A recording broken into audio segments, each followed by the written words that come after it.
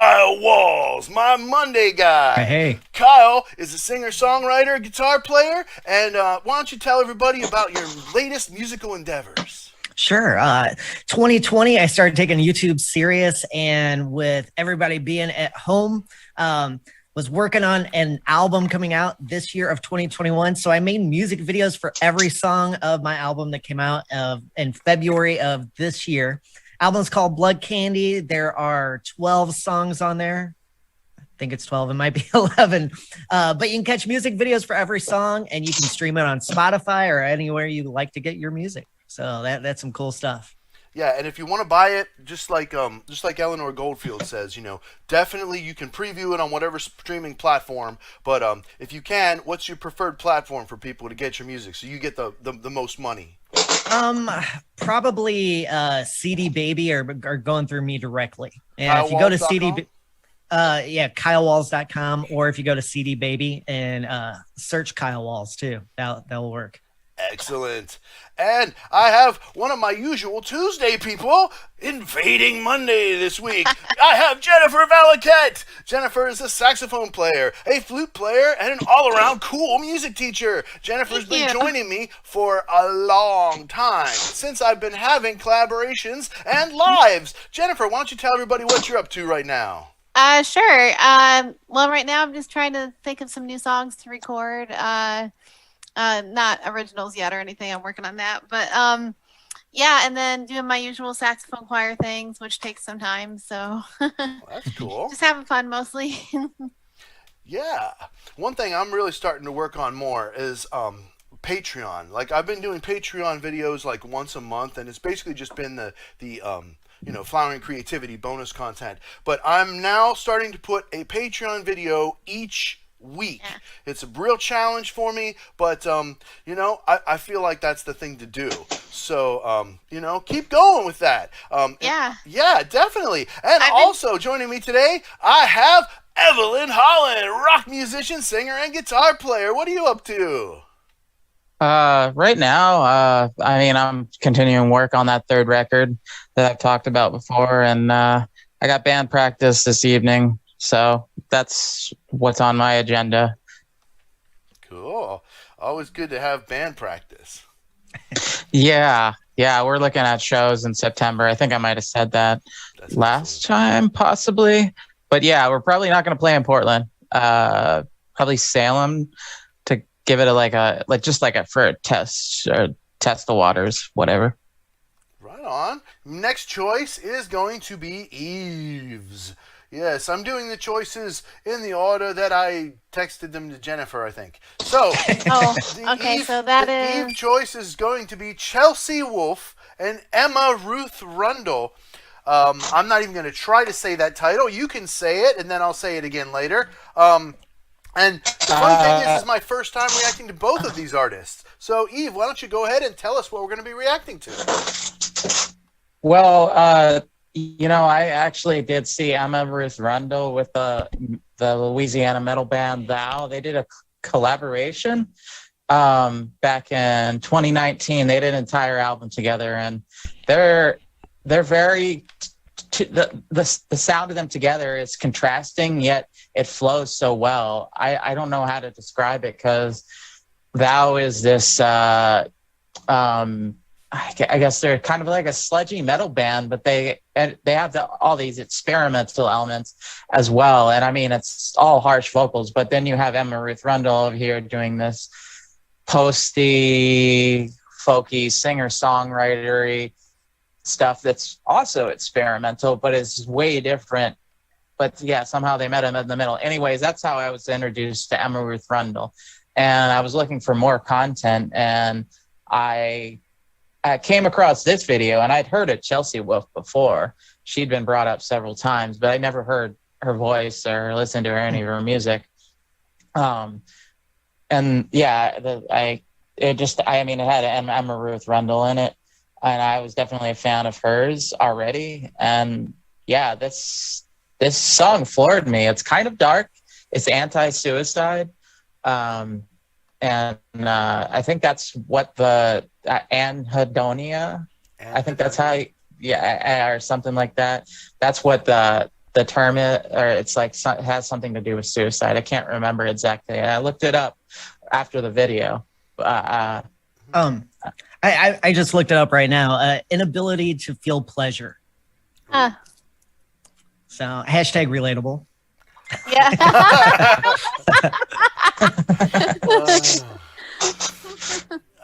Yeah, I mean, like, I definitely, before I moved out of Florida, I definitely went through a pretty major depression that, it almost, at one point, felt like I was to that point where Wow. I was unable to feel pleasure. It almost cost me everything, my marriage and everything.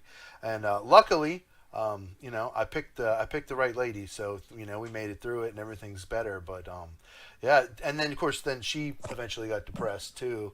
So now I'm helping her, and that's the way it works, you know. It's crazy. Yeah. I don't think I got all the way to the point to where I couldn't feel pleasure, but it certainly felt like life was not very pleasurable for a period of time, I could say. Moving in that direction at least. Yeah. Yeah. I feel like, oh, sorry. I was just going to say 2020 felt like that.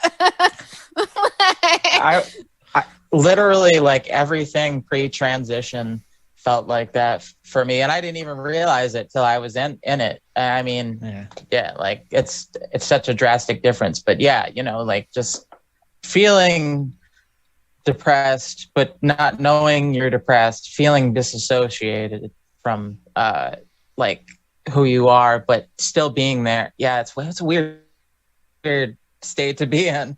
Yeah, I was like, when I moved here, so I don't have any friends here now, obviously, because I'm brand new. We just moved in October. So, but I'm finding that a lot of my Florida friends are either like kind of ditching or, you know, so it's kind of like I've been getting sad about it. Some of the good ones are sticking around, but it's kind of like, you know, transition, I guess, right? Yeah. So without further ado, Musicians Panel reacts to Chelsea Wolfe and Emma Ruth Rundle, Anhedonia official video. Here we go. VHS tape, that's cool. Taking that for a night.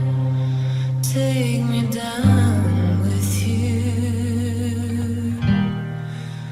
Take it all away.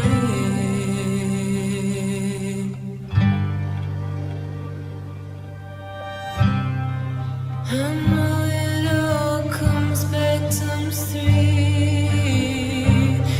That human, that demon showed me how it ends when you treat your friends like foes. So don't come looking for me. I've got my walls up now. Protect myself like a fortress, and I'm on my own now.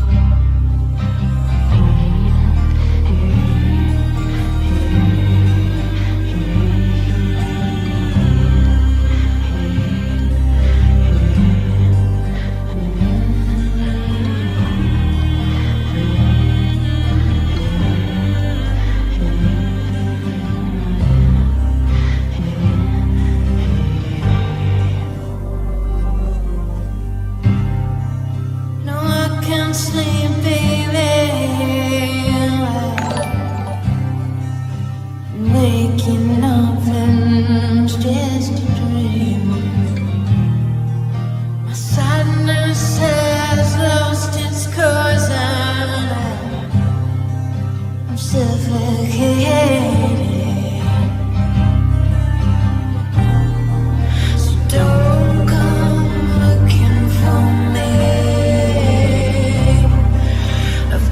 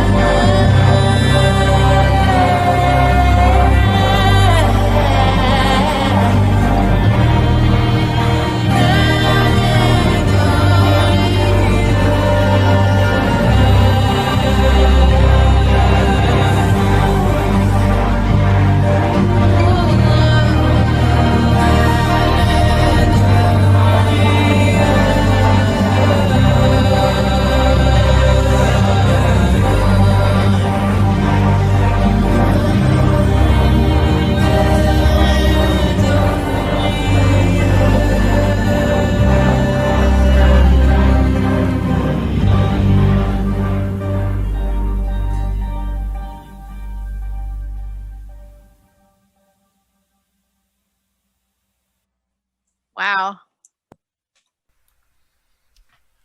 Well, there was definitely Pink That- Floyd influence all through that. Oh my God, there was parts of that that just, I don't know. It just reminded me of, like the way the background music sounded, the synthy dark with the strumming acoustic guitar.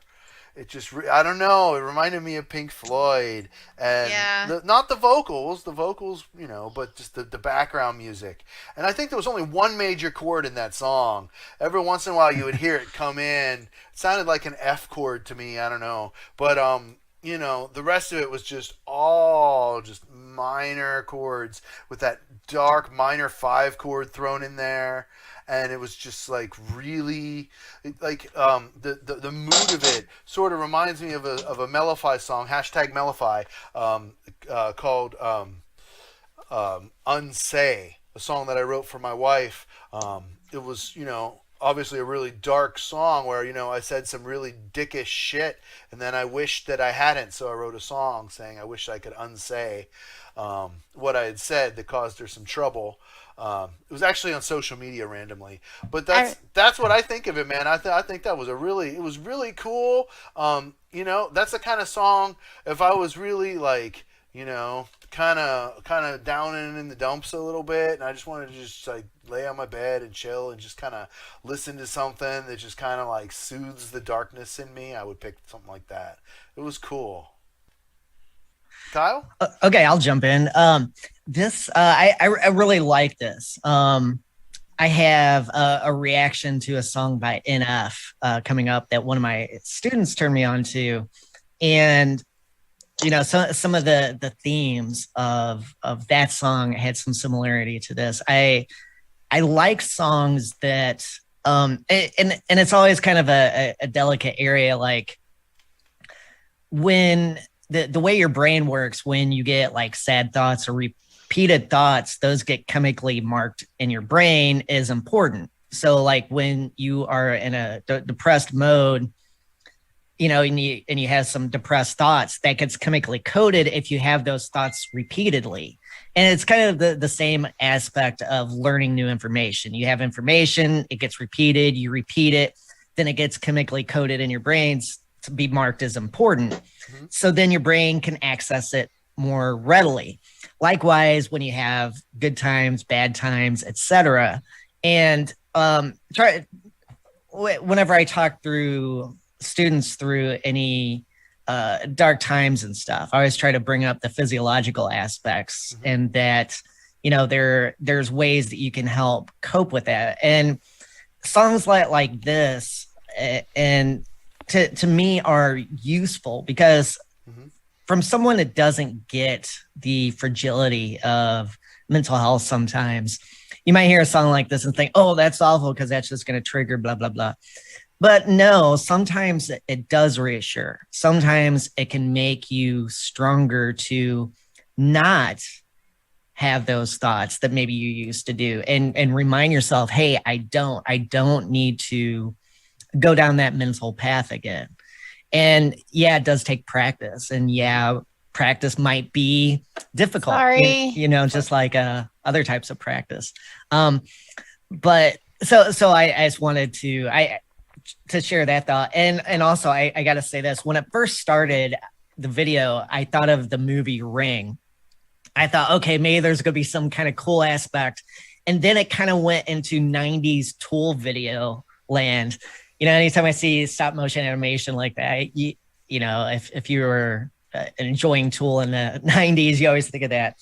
Mm-hmm. But I really enjoyed the story and the idea of transformation, the idea of you can, live that life of a caterpillar. You can, let this weird worm come out of you and it will grow and take flight. And when you have flight, you can go to a new place.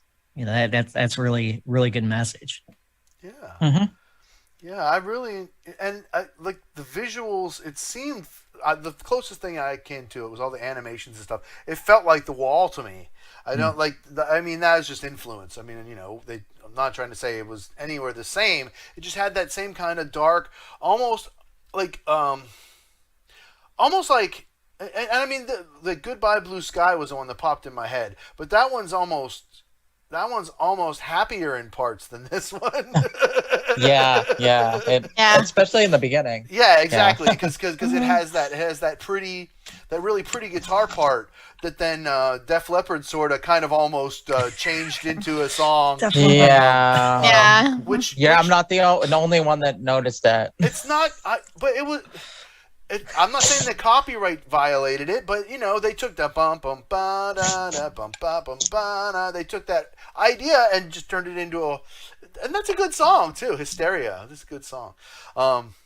But musicians always borrow from each other. That's like if musicians hadn't borrowed from each other, we would not have music today. Like it's hard for people to fathom this, but like.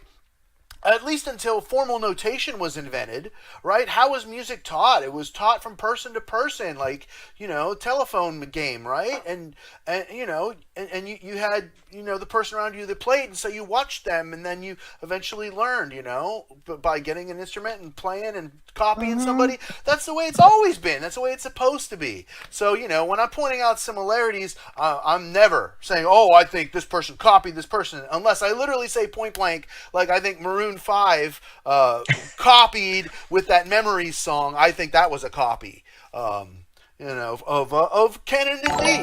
But Canon and D is public domain, so right? Yeah, and don't forget the Marley influence on that song too. Yeah. Oh, and Bob Marley. I got a Bob Marley shirt too. I'm excited for that. Yes, that was the artist I forgot to mention to you guys earlier. I was telling you all the cool shirts I got for the channel. Pink Floyd being the first one I'm showing off to everybody. That's right. I made enough money to buy 5 shirts.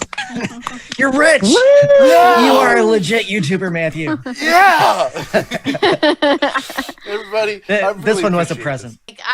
I don't usually listen to sad songs like that so much, but no, I liked it though because I felt like 2020 was a weird year, and I feel like I don't want to say I've never been in that place, but very rare.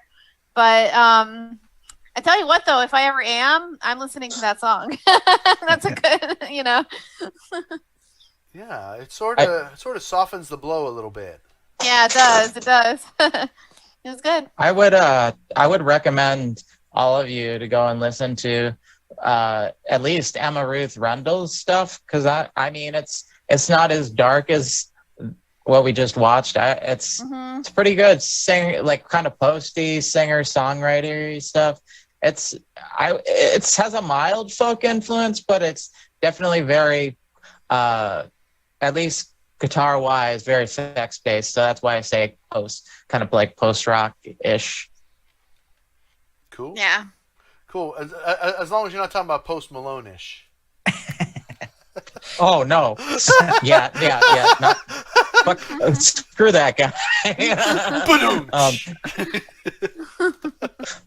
No, I'm just making my jokes where I can. See, I gotta do that. I really, really appreciate you guys for being here, watching, tuning into the sound, hashtag the sound. I'm gonna talk to you guys all in just a minute, so stick around for some good chat time. With me today, I've had an incredible panel of guests, starting with Jennifer's music page. Make sure you check out Jennifer's music page. Go and subscribe. Jennifer plays saxophone and flute. She's a music teacher. You can get lessons from her on Zoom. She's really cool. So make sure you check out Jennifer's music page. Definitely. We have the Monday Man, Kyle Walls. Kyle's a singer, songwriter, guitar player, and he's got music up on all the streaming platforms. You can check him out. Please buy from his website, kylewalls.com, and check him out on Instagram at Kyle Walls. Hook. I'll add you on Instagram, Kyle. All right. Yeah. And last but not least, we have Evelyn Hollins, singer, songwriter, and guitar player. Pretty soon we're going to be checking her out in a new band situation here, and we're going to be giving you updates as we go. So everybody, please make sure you take a second and give me a thumbs up if you think that you got any value out of this today at all. If you were entertained for 1 freaking minute, give me a thumbs up. I deserve it. Yes, I do. I deserve it. Yes. You. Also, please mash that subscribe button. Like I said at the beginning, I still have 80% unsubscribed viewership. So if you subscribe, you'll help to lower that. Keep watching, and we got Hashtag The Sound coming to you live twice a week. So everybody, make sure you check me out on Patreon, patreon.com/Matthew's Music Lesson Studio, where you can support the channel and get new weekly bonus content. I'm putting an Elite collab up. I've got bonus content from my podcast. I'm going to put bonus reacts up. I'm going to put covers, bonus covers, all kinds of stuff. One video every single week on Patreon. And of course, check me out on MatthewsMusicLessonStudio.com for your lessons, where you get to record them and keep them forever. Thank you, everybody, for being with me.